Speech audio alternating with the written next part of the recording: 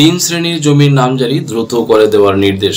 জমির নামজারি দ্রুত করে নেওয়ার নির্দেশনা দিয়েছে ভূমি মন্ত্রণালয়। হ্যাঁ বন্ধুরা, ঠিক শুনছেন, ভূমি মন্ত্রণালয়ের মাননীয় উপদেষ্টা মহোদয় তিনি কিন্তু এই নির্দেশনাই দিয়েছেন। কোন সেই তিন শ্রেণীর জমি যার নামজারি দ্রুত করে নেওয়ার নির্দেশনা দিয়েছেন ভূমি মন্ত্রণালয়, সেই বিষয়টি নিয়ে ডিটেইলে ডিসক্রাইব করব। সুপ্রিয় দর্শক মণ্ডলী, আমরা জানি যে জমি সংক্রান্ত বিষয়ে দলিল খতিয়ানের পাশাপাশি এই নামজারি খতিয়ানটি কিন্তু অত্যন্ত গুরুত্বপূর্ণ একটি খতিয়ান। এই নামজারি কি কারণে করতে হয় এই সংক্রান্ত বিষয় নিয়ে ইতিপূর্বেও আমি অনেক ভিডিও আলোচনা করেছি। নামজারি না করলে একজন জমির প্রকৃত মালিক যিনি সম্পত্তি ক্রয় করেছেন অথবা বংশ পরস্পরায় তিনি সেই সম্পত্তির মালিকানা পেয়েছেন, এই সম্পত্তিটি যদি ভূমি সংশ্লিষ্ট যে অফিস, ইউনিয়ন ভূমি অফিস কিংবা উপজেলা ভূমি অফিস, এই সকল ভূমি অফিসের রেকর্ড বই সংরক্ষিত থাকে, সেই রেকর্ড বইতে যদি পূর্বের মালিকের নাম কর্তন না করে তিনি যদি চুপ করে বসে থাকেন, তাহলে তার নামে নামজারি বা মিউটেশন হয়ে গেলে একজন জমির মালিক হিসেবে ভবিষ্যতে ক্ষতিগ্রস্ত হতে পারেন। এটি কিন্তু পরিবর্তন করে নিতে হয় নামজারির মাধ্যমে।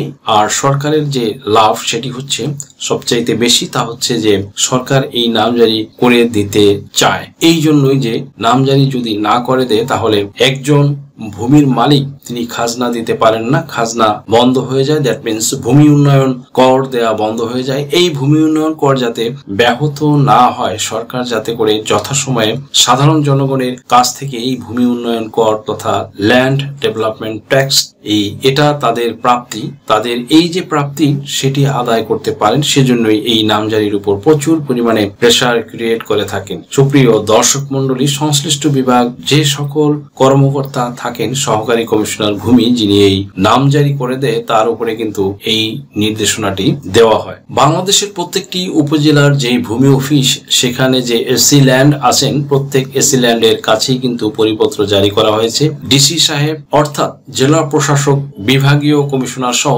সংশ্লিষ্ট বিভাগের প্রত্যেকটা কর্মকর্তার কাছে কিন্তু এই নামজারির যে পরিপত্র সেটি কিন্তু জারি করা হয়েছে। 2024 সালে যে নামজারি পরিপত্রটি দেওয়া হয়েছে সেখানে স্পষ্ট করে কিন্তু এই কথাগুলো বলা হয়েছে। এক নম্বরে হচ্ছে ট্রান্সফার দলিল, অর্থাৎ আপনি আজকে যে সম্পত্তিটি ক্রয় করলেন বা গতকালকে যে সম্পত্তিটি ক্রয় করলেন, এই ট্রান্সফার দলিলের নামজারিটি খুব দ্রুত করে দেওয়ার নির্দেশনা দিয়েছে।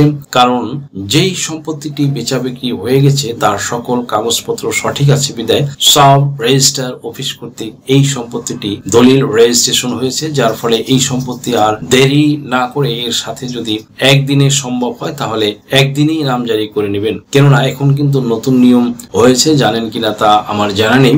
এর আগে এটি নিয়ে আমি একটি ভিডিও চ্যানেলে আপলোড করেছিলাম, যে ভিডিওটি টাইটেল ছিল হচ্ছে যে একদিনেই ই দলিল এবং একদিনেই হবে নামজারি। দ্যাট মিনস আপনারা তাহলে একদিনেই নামজারি ও দলিল রেজিস্ট্রি করতে পারছেন। যদিও সরকার থেকে নির্দেশনা আছে 8 দিনের মধ্যে নামজারি করে দেওয়ার জন্য, তাহলে এক নম্বরে গেল হচ্ছে যে ট্রান্সফার সম্পত্তি বা ট্রান্সফার দলিল, যেটাই বলি এই সম্পত্তি সাথে সাথে নামজারি করে দেওয়ার নির্দেশনা কিন্তু দেওয়া হয়েছে। এরপরে নাম্বার 2 নম্বরে আছে যে যারা খতিয়ান থেকে বের হয়ে গেছে, দ্যাট মিনস জমির সকল কাগজপত্র ঠিক থাকার পরেও যেই ব্যক্তি সরাসরি খতিয়ান থেকে বের হয়ে গেছে, তার নামে কোনো খতিয়ান কোনো কিছু নেই, বাট যার কাগজপত্র সঠিক আছে তার সম্পত্তির নামজারি সুন্দরভাবে করে দেওয়ার নির্দেশনা দেওয়া হয়েছে। প্রয়োজনে যদি আবেদনকারীর কোনো কাগজপত্রের ঘাটতি বা কমতি বা শর্টেজ থাকে, তাহলে রেকর্ড বুক থেকে, দ্যাট মিনস ভূমি অফিসে যে রেকর্ড বই থাকে সেখান থেকে যে পুরাতন ফাইল আছে, সেই পুরাতন ফাইলে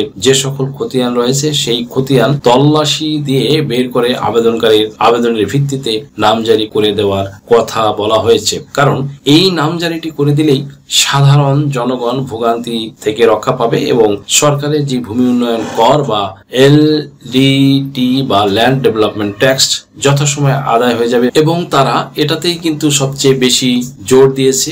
এখন নামজারি করার জন্য এসিল্যান্ড মহোদয় সংশ্লিষ্ট বিভাগে যিনি কর্মকর্তা থাকেন তিনি যদি অবহেলা করেন, তাহলে কিন্তু একজন আইনজীবী বা একজন সাধারণ জনগণ, আমরা কন্টেন্ট ক্রিয়েটর যারা ভিডিও করি, আমাদের কিছু করার থাকে না। আমরা শুধু আপনাদেরকে সচেতন করার জন্য এই পরিপত্রে যে কথাগুলি বলা হয়েছে সেগুলি এখন বলছি, যে যাদের কাগজপত্র সম্পূর্ণভাবে ঠিক আছে এবং যারা রেকর্ড থেকে বের হয়ে গেছে, যারা একেবারে বাদ হয়ে গেছে, আপনি আদালতে মোকদ্দমা দিয়েছেন, আদালত জাজমেন্ট দিয়েছেন, জমির প্রকৃত মালিক যিনি তিনি এই সম্পত্তির নামজারি করে দিবেন, আর তিনি এই সম্পত্তি নামজারি করে নেবেন। এক্ষেত্রে আর কোনো খতিয়ে দেখার সুযোগ নেই।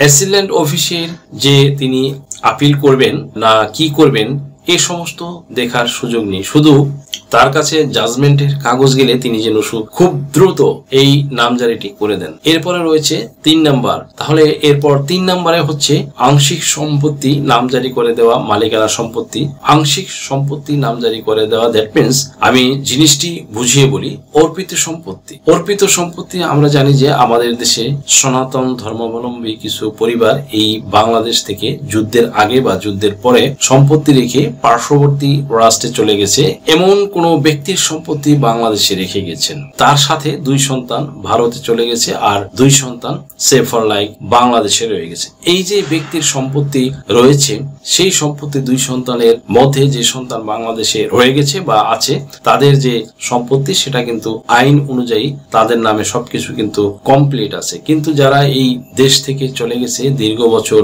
সেভ ফর লাইফ 40 বছর বা 50 বছর বা 55 বছর হয়ে গেছে, তাদের নাগরিকত্ব হারিয়েছেন, তারা পার্শ্ববর্তী রাষ্ট্রের নাগরিকত্ব ইতিমধ্যে পেয়েছেন। এই সকল সম্পত্তিকে কিন্তু অর্পিত সম্পত্তি বলা হয়। কিন্তু এখানে বলা হয়েছে যে যৌথ মালিকানা সম্পত্তির মধ্যে যদি কোনো আংশিক মালিকানা সম্পত্তির মধ্যে যদি কোনো আংশিক সম্পত্তি অর্পিত হিসেবে থাকে, তাহলে সেই আংশিক সম্পত্তি বাদ দিয়ে, অর্পিত যে আংশিক সম্পত্তি বাদ দিয়ে সেই অংশের মালিক বাংলাদেশে আছে, সেই অংশ তার নামে নামজারি করে দেওয়া। এবং এই যে নামজারিটি, এটির বিষয়ে স্পষ্ট করে বলেছেন যে সহকারী কমিশনার ভূমি যিনি আছেন তার আওতাধীন সার্ভেয়ার কানুনগো যারা আছেন তাদেরকে নিয়ে প্রয়োজনে মাঠ পর্যায়ে গিয়ে মৌজা, দাগ নাম্বার, খতিয়ান নাম্বার সবকিছু দেখে শুনে বুঝে যতটুকু সম্পত্তি অর্পিত ততটুকু সম্পত্তির নকশা তৈরি করে মাপ দিয়ে সম্পত্তি আলাদা করে সরকারের নামে নিয়ে বাকি যে সম্পত্তি থাকবে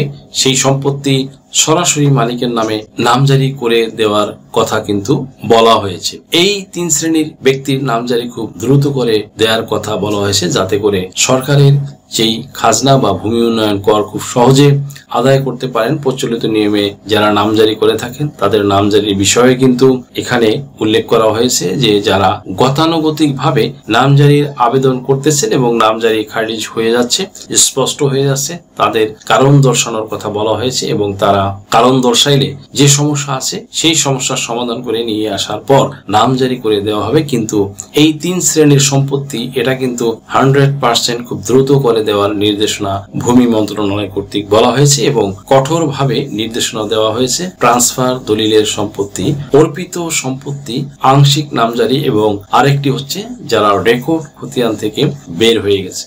আপনার কি ভিজিট ভিসা বা স্টুডেন্ট ভিসা বা সার্ভিস ভিসার জন্য ফিনান্সিয়াল এফিডেভিট প্রয়োজন? Sponsorship affidavit, relationship affidavit, support affidavit, asset valuation, property valuation এছাড়া অন্য সকল ধরনের এফিডেভিট নিতে আজই ডায়াল করুন 01724583880 নম্বরে।